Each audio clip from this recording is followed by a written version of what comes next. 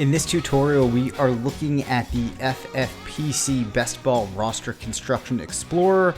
However, this video is applicable to all of the roster construction explorers that we have available at RotoViz. What are you doing with this tool? Well, you're using it to answer questions about different ways that you can build teams in best ball drafts. In particular, how do things look if I draft 6 running backs? What will my win rate look like? What about taking my running back 4 before round 6? If I do that, what are historical win rates going to look like? So it's a way of really digging into the different ways that you could build your team and allocate your draft picks to specific positions, in what amount, and also when, and seeing how that impacts win rates. So to make this a little more tangible, let's look at running back. So I'm going to set my position to running back. I'm going to look at data from 2017 to 2019. I'm only going to look at teams drafted in classic leagues. And we'll talk about minimum observations in a second. Draft months, maybe I only want to see drafts from maybe May to September. If I do that with these parameters, our table is telling us that there were 17,928 teams drafted in those parameters. 71 of those teams only took 4 running backs. Maybe I don't feel like 71 is enough of a sample, and I only want to look at constructions where there was 200 teams that had that construction. I could use this minimum observation field to filter those out. But let's go back to 50. And you can see that this leaves us with almost 18,000 teams. And of those teams, almost 3,100 selected 6 running backs, and those teams had a win rate of 10%.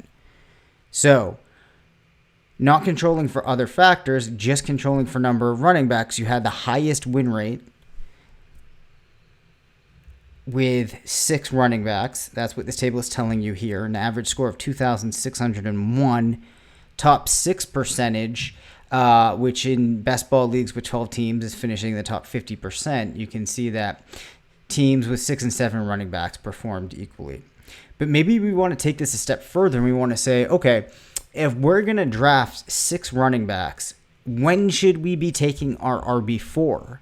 Way that we can get at that information or answering that question is going to player up here, finding RB4, and then saying selected before round, I don't know, let's say actually maybe before round 6. So you can see under those conditions that 117 teams drafted 5 running backs, and they drafted their running back 4 before round 6.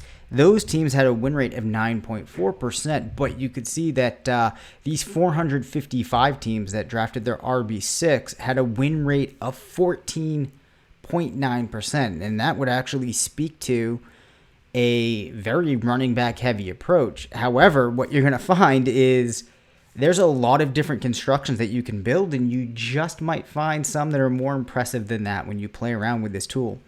Let's clear the filters here. I want to look at things another way.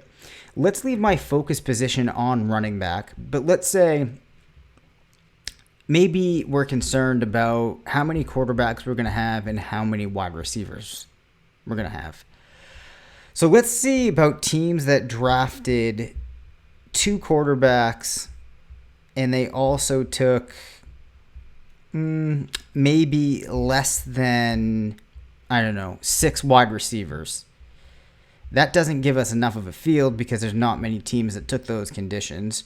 So let's actually look at, we'll expand out our months and we'll say, all right, teams that took more than 6 wide receivers. All right, so to get our bearings, this is giving us the count of running backs on teams. This is saying that quarterbacks equal 2 and they took more than 6 wide receivers. Under those conditions, the highest win rate went to teams that took 7 running backs, more than 6 wide receivers, and 2 quarterbacks, and those teams had a 9.2% win rate. So as you can see, there are so many different ways that you can set up these filters to look at the different ways that you could put your teams together. It's a really powerful tool. And regardless of which format you're playing in, you're going to find some really cool ways that you can plan out and attack your best ball drafts. So you definitely need to check this out.